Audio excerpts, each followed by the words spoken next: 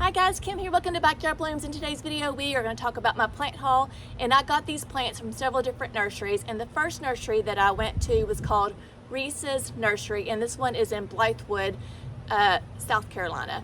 So I've had these plants in this little area for me to plant for almost 3 weeks, and I'm ashamed that I need to really get them planted because they're really suffering in these pots. But the first plant that I'm going to talk about and desperately needs to get into the garden is this yarrow right here. And this yarrow, it's seen its better days, but it still does have some real pretty blooms on it. But this is a red yarrow, and it has a variation of different colors on it. It's got yellow, pink, red. So like I said, really this is kind of a sad looking plant right here, but I'm really more interested in the roots. And I think when I actually plant this, I might just cut it all the way back, all this foliage. So it's fall, which is a great time to plant right now and get all your perennials, and that way when it comes up fresh in the spring, it is going to look absolutely gorgeous. So right now I'm really only caring about what is in here, what gorgeous roots I have in this pot right here. So it definitely needs to be watered, so I'm going to water it before I get it planted. But this yarrow is called paprika. It is a Achillea. You know, I always have a hard time saying things, and I'm so sorry. And I appreciate you guys being patient with me. But it's a hybrid, and it only gets 18 to 24 inches tall. Bright red flowers all summer over a mat of ferny dark green foliage, can be used as a ground cover. Yarrows are long-lived, trouble-free, and easy to grow. Very drought tolerant once established.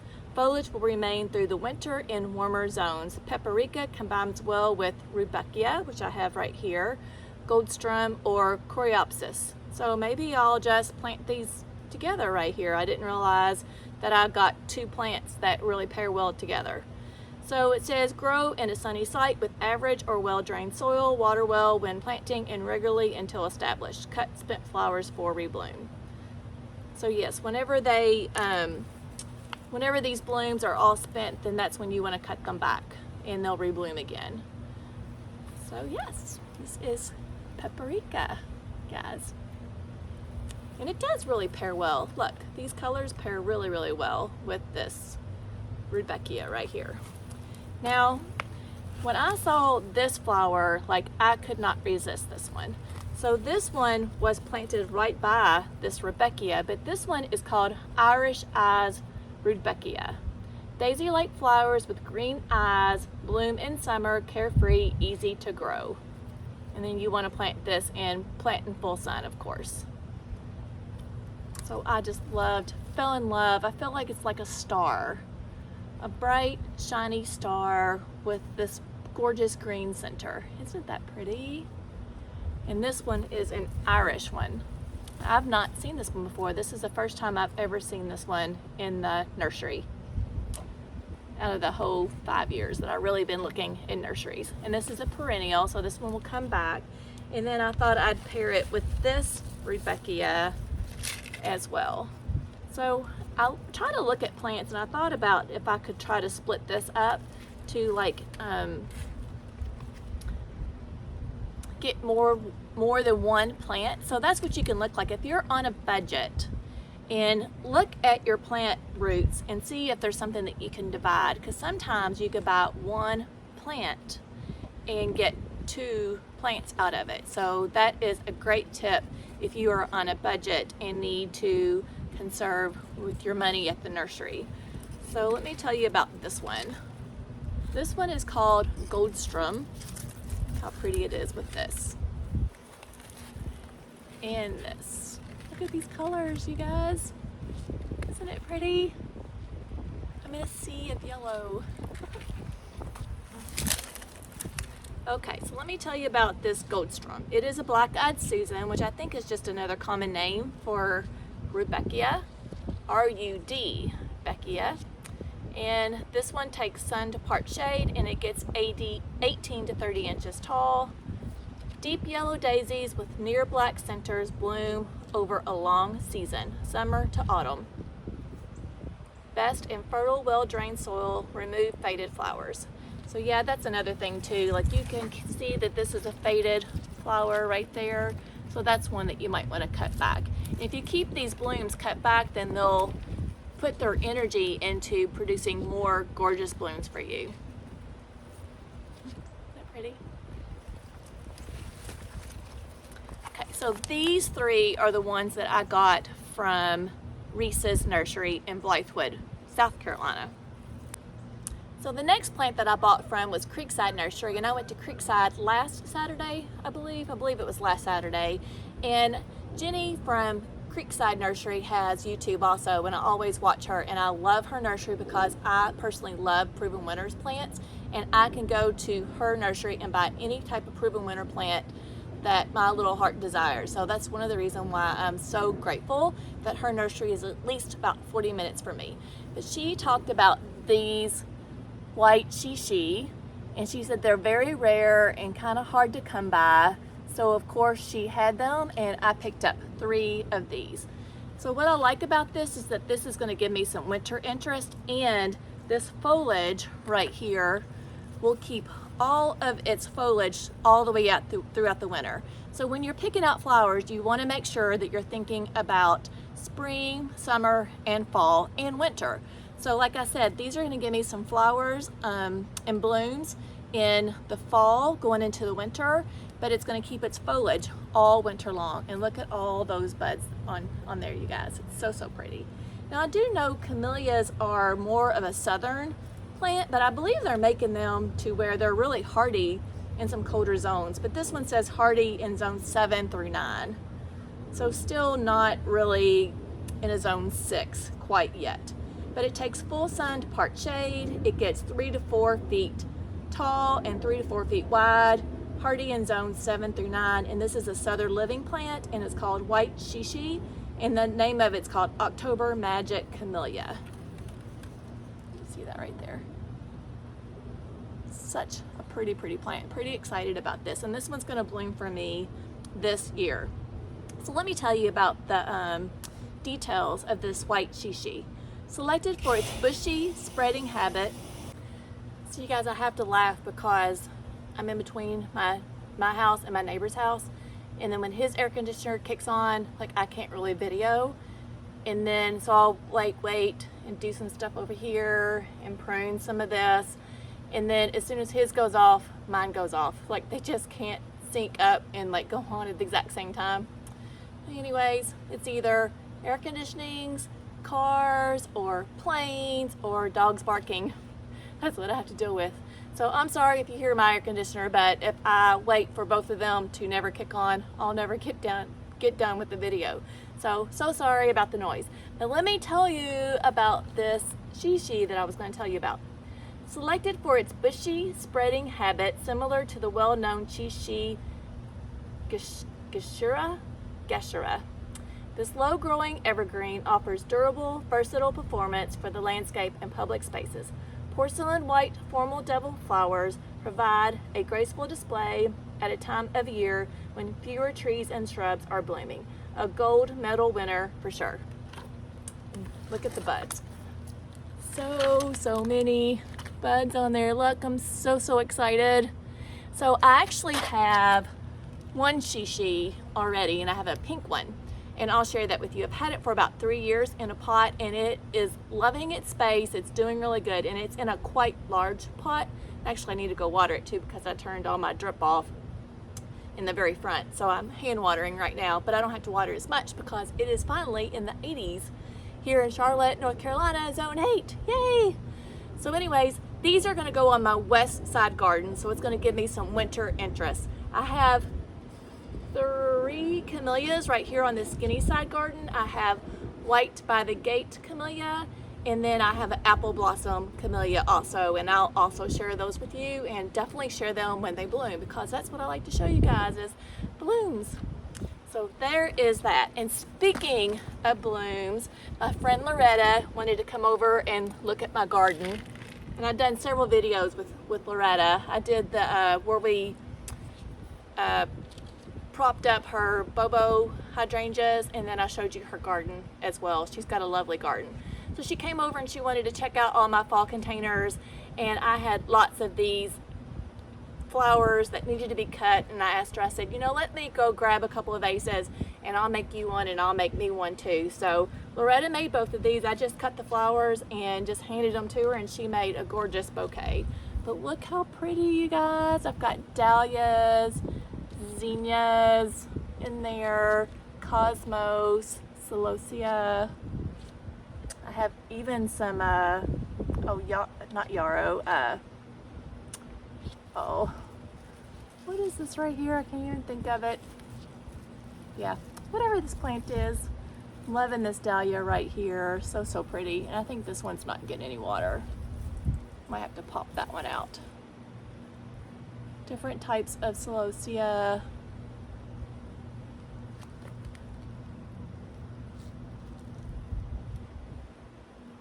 Love me some zinnias and dahlias, you all. Just love it. So these are gonna go inside so I can enjoy the next couple of days at least. And then another plant that I want to tell you guys about, and this is like a really good tip, and my YouTube on the short has done really well on this too. And it is mum time. But I'm not super crazy about mums because I just don't feel like I get a lot of long time bloom out of them for them to be worth the money. And then one of the things that I struggled with, and if I struggled with it, I'm sure you guys do too, is like making sure that it's watered. If you let a mum dry out, forget it. It is not going to look good and it's not going to come back. So you got to keep these mums really watered. But I bought this at King's Nursery when I went, and I've got a video coming out about that too, where I went plant shopping for my fall containers, and every one of you guys said please do more of these type videos because you really loved it. So I went to King's Nursery and I picked out all my fall containers in my cottage garden and replaced all those, my vermillionaire, all those type of plants with some pansies and fall loving plants. So look for that video, it's coming out soon. And then I picked up this mum from there. Look how pretty this mum is, isn't it gorgeous? So when I pick out a mum, I want to pick out some that's not completely in full bloom. I want some that still has buds on it, but not has completely budded out. This one's more than 3/4 way budded out. But my tip for watering is to water from below. So I'm going to grab my 5-gallon bucket and I'm going to show you how to water these things. So what I'm going to do is I'm going to put this mum right here in this 5-gallon bucket. I'm going to let it soak in here for 30 to 40 minutes. And what it's going to do is going to soak up all the water from below until it gets really hydrated. And then once I'm done, then I'm going to put this on my front porch. And then whenever my test is, I'm going to pick up the pot, and if it's starting to get light, then you can tell that it needs to be watered.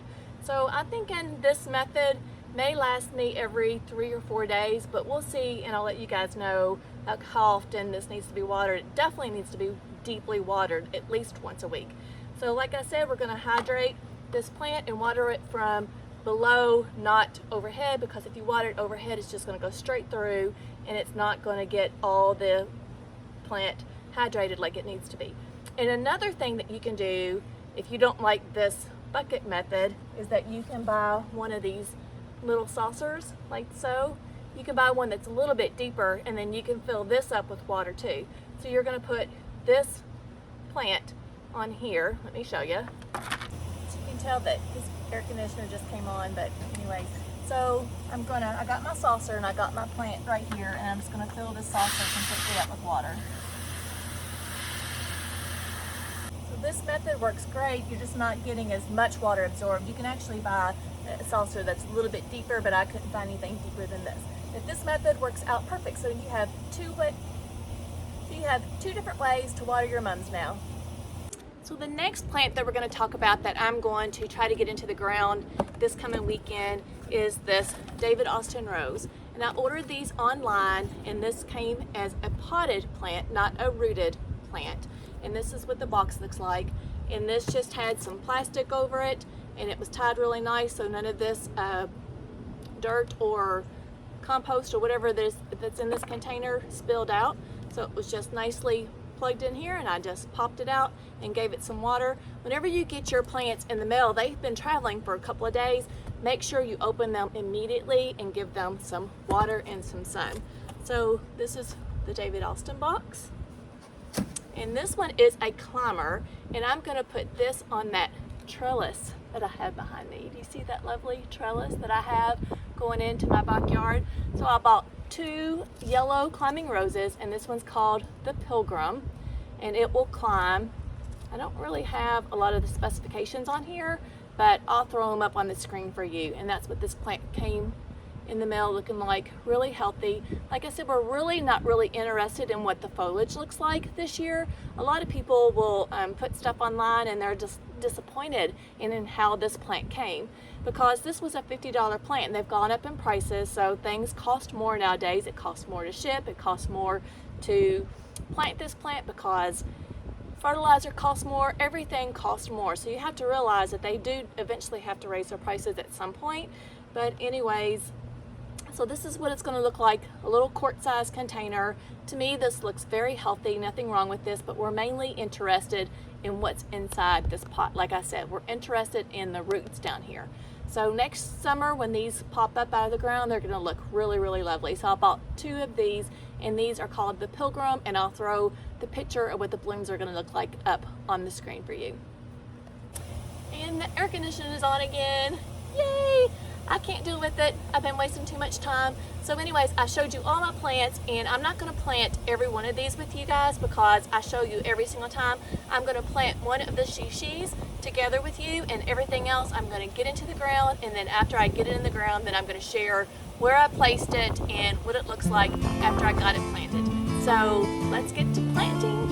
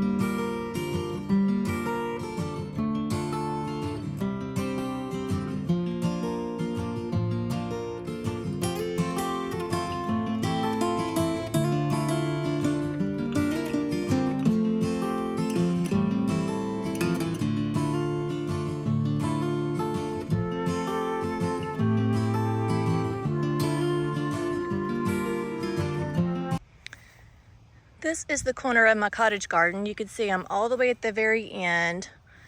This lantana I can decide either to keep or take out. I really probably need to remove this. This thing doesn't do much. It doesn't even flap in the wind. This is a cheap Chinese thing. But anyways, I don't know if it scares the deer away or not. So this is where I decided to plant the 2 Rebecca right here. So when I picked out these 2 plants, of course, they're both, fall interest. And I loved the flower on this one. This has a different flower than this one, as you can see, and they complement each other really well. This one has more like a star-like bloom on it, and this one is just very much like a black-eyed Susan. So I think they look really well together. The foliage is still pretty much about the same, so not much difference in the foliage. This one's a little bit deeper green than this one right here. This one has a bigger, broader leaf on it. And then with this fern-like foliage right here, this is going to look great. So even when this is not in bloom, this complements both of these really, really well. And actually, these leaves are quite different. Now this one's got some black spot on it from the nursery, so hopefully next year this won't have that. But this leaf right here has actually got almost like a lamb's ear feel to it. It's rough. I'm sure that's why maybe deer wouldn't like this plant right here. And hopefully, since it's on the very corner, where they normally would come right around in this area up in here. So I don't know what I'm going to do next year to try to keep them out. I might put fishing wire up. That seems to keep the deer out from my neighbor Dawn's garden. And then of course this is the red yarrow that has lots of different colors on it, that paprika. So it's just very lovely. And then I've been enjoying this butterfly up here too on this lantana as I've been planting. I love being out in nature. I mean, I love looking at all of this stuff. I don't really mind the work at all. I'd rather be doing this than being inside, sitting on my couch. So they say, plant a garden and you'll never want ever again, or you'll never be bored ever again. I think it's you'll never be bored ever again. I'm definitely not bored, as you can tell. Look. How can you be bored? Definitely not bored.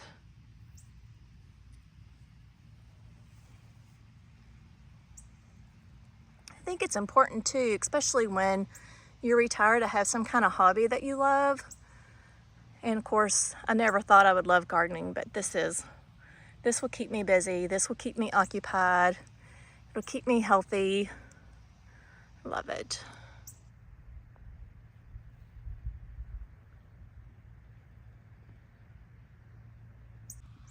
I want to also add, this rock right here was around my Nellie Stevens holly. So I just took some of those one of those rocks out, and I thought it would add some interest right here on the corner. I really like it.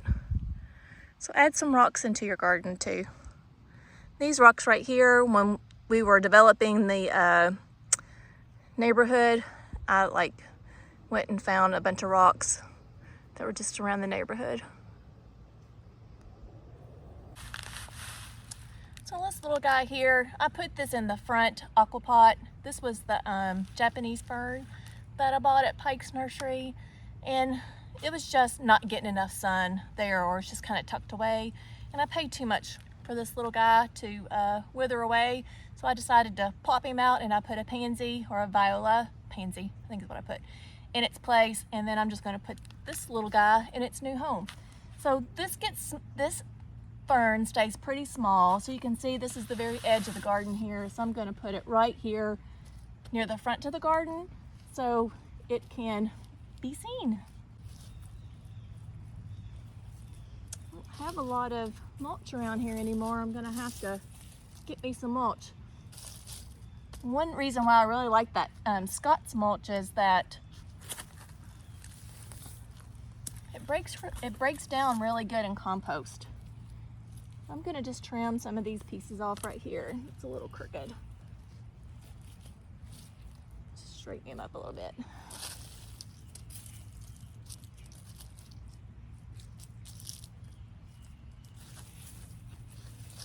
So this was where my wadula was, my wine and roses wadula, and I popped it out so I can put more shade-loving plants in here. So I've got a lot of space right here all the way up to the tree where I can put anything that's shade-loving. I've got some of that Jacob's ladder that I'm going to bring back over here, and some hostas.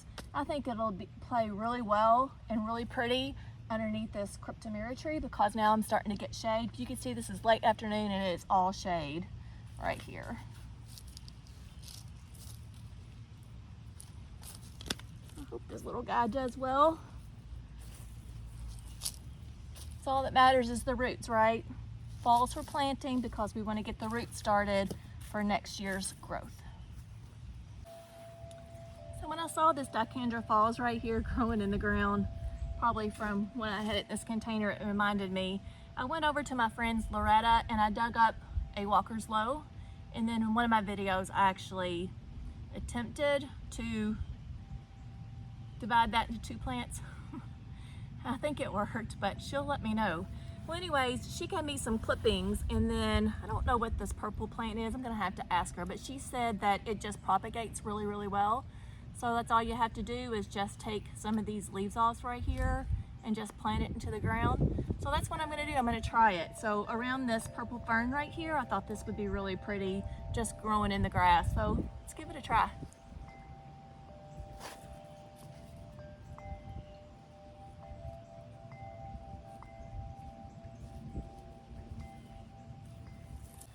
This one's really pretty. She said just take these lower leaves off. Just plop it in there.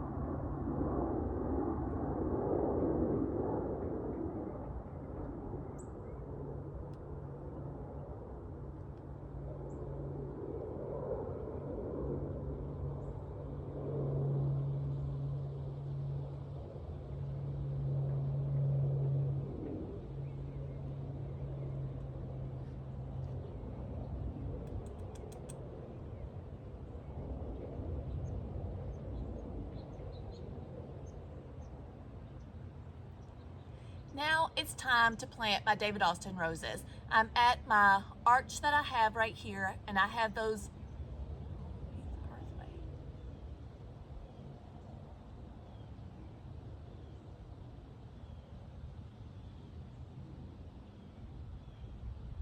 Now it's time to plant these David Austin roses. So I'm here at my arch, and I'm gonna have the 2 David Austin climbing roses climbing up this gorgeous arch. And I'll have that link into my description also, because it is now time to plant these David Austin roses, and I'm here at my arch, and I'll have this arch in the details in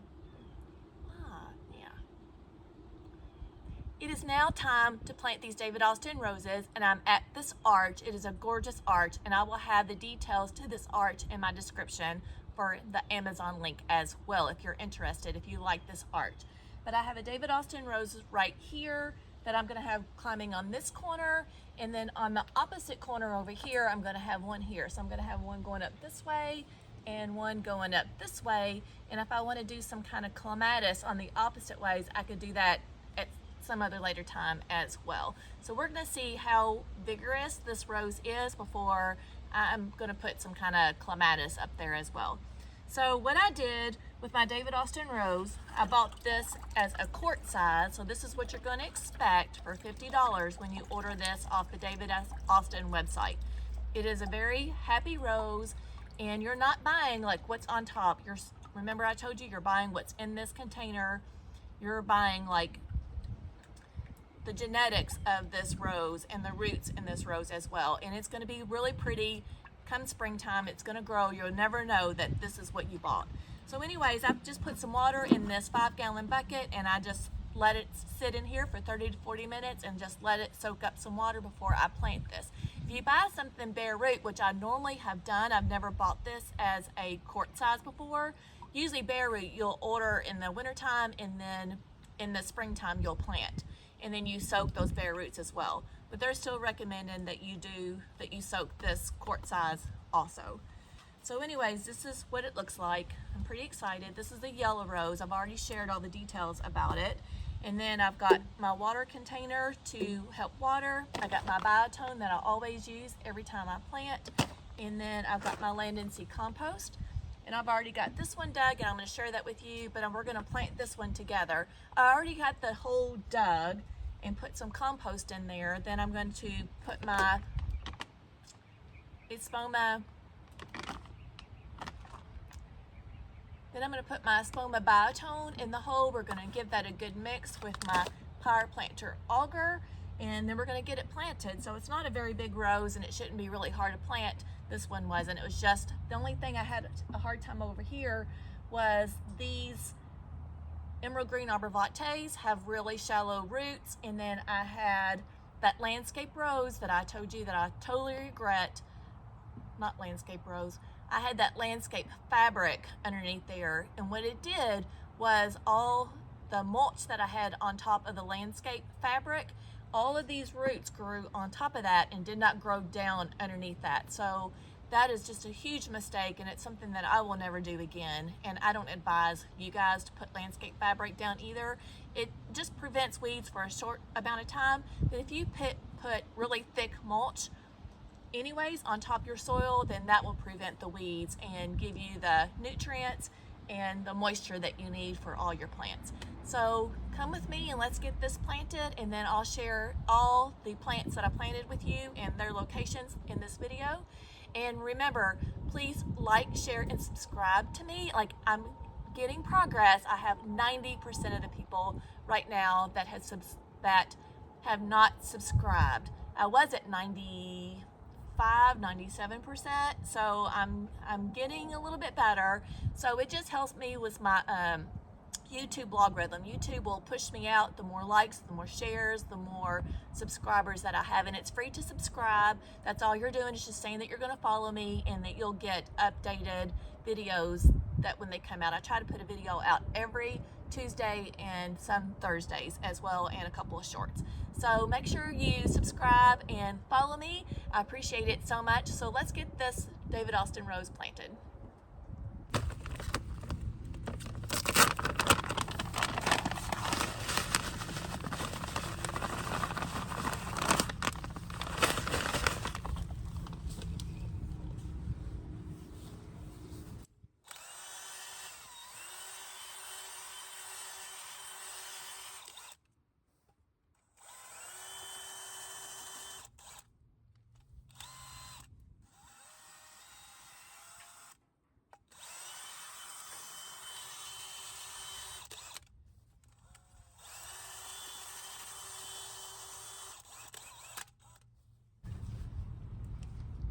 All right, so this is what my soil looks like after it's been amended.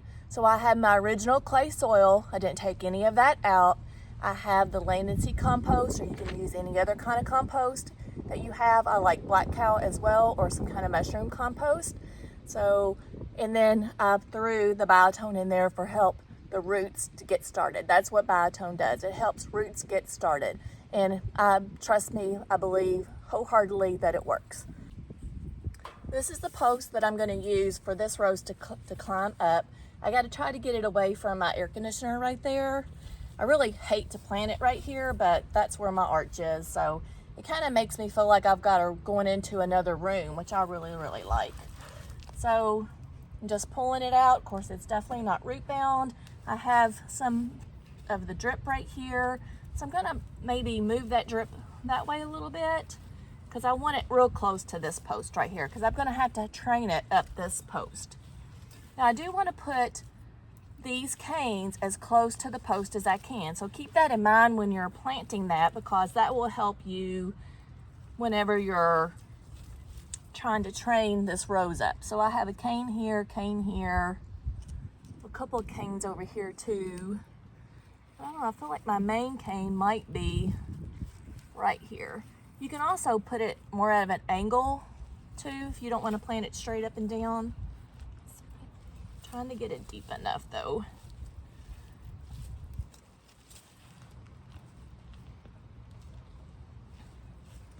And of course I loosened this clay up and made a pretty good size hole all the way around so I can give this root a pretty good start.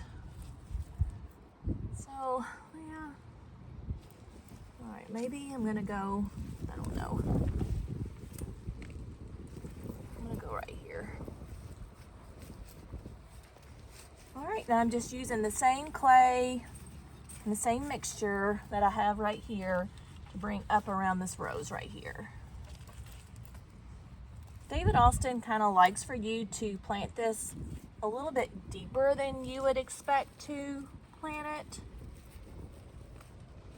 And then I'm close to my drip here, so I can also add drip to it too, which is really, really nice. So I can just add like a dripper right there. And this rose is going to be perfectly happy and fine. Plus it's on an angle, it could have good drainage too. All right, so once I get it planted, and then I'm going to just tap my foot gently all the way around as much as I can anyways.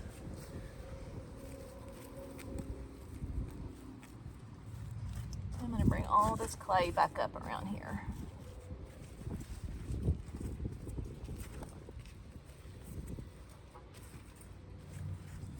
I don't want to create like a drainage problem right here either, so I'm kind of loosening that soil up and I'm just bringing it back down.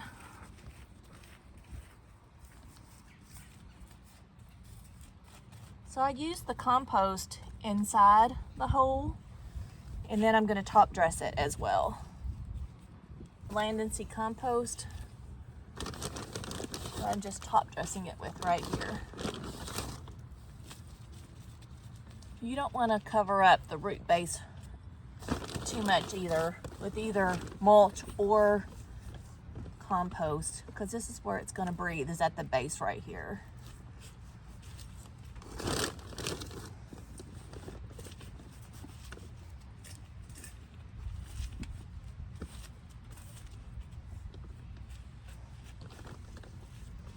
I'm going to leave a little space right there, and I'm going to come back and put a dripper right here.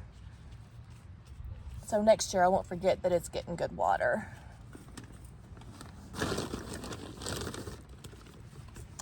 All right, so that is our David Austin that's planted. I think I'm going to be really happy with it. I'm pretty excited to share what it's going to look like with you guys this next coming spring. All right, so here's the arch. You can see the gates are partially opened right there. And then this is David Austin rose number 1 right there. And David Austin rose number 2 is over this way. Here's the gate that's closed, just using my rock. And then there's the other one that's over that way. And this is another view. David Austin rose number 2. Just wanted to share with you before we go over to the side garden how pretty these vincas are doing in the front yard landscape. And then I also need to share with you the camellia that I have, the pink camellia that I have in the pot. So this is my pink camellia that I wanted to share with you. It's a dwarf version. I think this is probably about the largest it's going to get. And it is beautiful, and it is covered with buds. So this area right here gets partial sun and partial shade, I'm guessing. Of course, it's late September, early October, and I'm getting less and less sun here in the front. But look at all the gorgeous blooms that I'm gonna have, or the buds that I have now that are gonna turn into blooms. So pretty. And this Camellia right here has been in this pot for almost 3 years, and it loves the spot. That's my next project. It's starting to get sad. The more I water it, it just doesn't want to hold water. I'm sure it's just probably so root bounded in. Not very pretty anymore. And this is the west side garden that gets morning shade and afternoon sun. And y'all, like, I think this is my favorite plant, is the sun hosta. I don't know why I'm in such love with this plant. I'm gonna find me some more next year and plant them. A lot of those next year. But anyways, this is the 3 camellias that are right here. We've got 1, 2, and the 3rd one up there. And then I have them pretty close to drip. This one's definitely close to drip, and that one right there, I might have to add a little bit more drip to that one right there. But there's another row of drip up there too. And look at these salvias. These plain the blue salvias. Do you remember how I cut them back pretty aggressively and they didn't take no time at all to flush back out? And they have got bees all over them.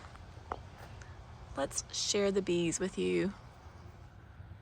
Look. It's heaven. That purple bloom is so daggone vibrant. And the bees just love it. The roses are doing really pretty too. I'm kind of far away from it, but there is a little zoom of that rose.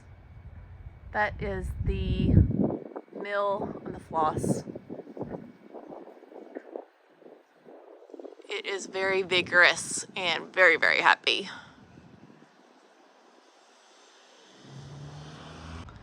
And without taking a tour, this is what the rest of the west side garden's looking like right now.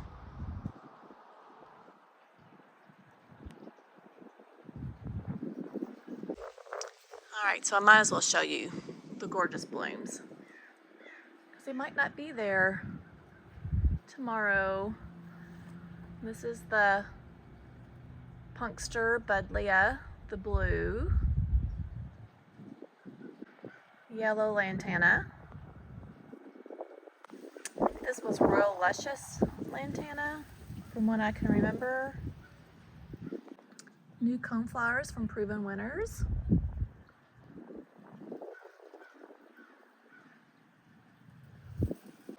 I have a new bloom on my Limelight Hydrangea standard tree. Starting to get some pink on there. Oh, and I found a bee. He's like, hey, what you doing? And my Munstead wood blooms that are all floppy.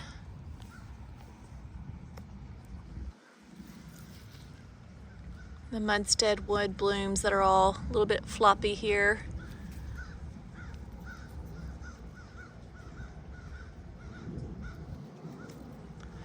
Need to get some support for them.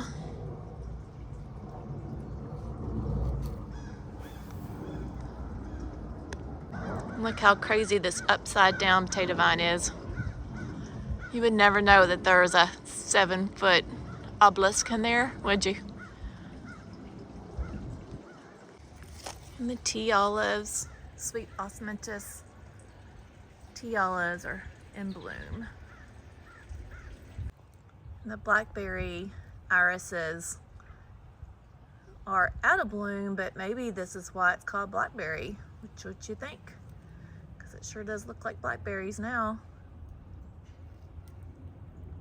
Tough Stuff hydrangea. Got a new bloom and an old bloom. Alright y'all, I hope this video was inspirational and helpful, and I'll see you in the next video. Bye friends.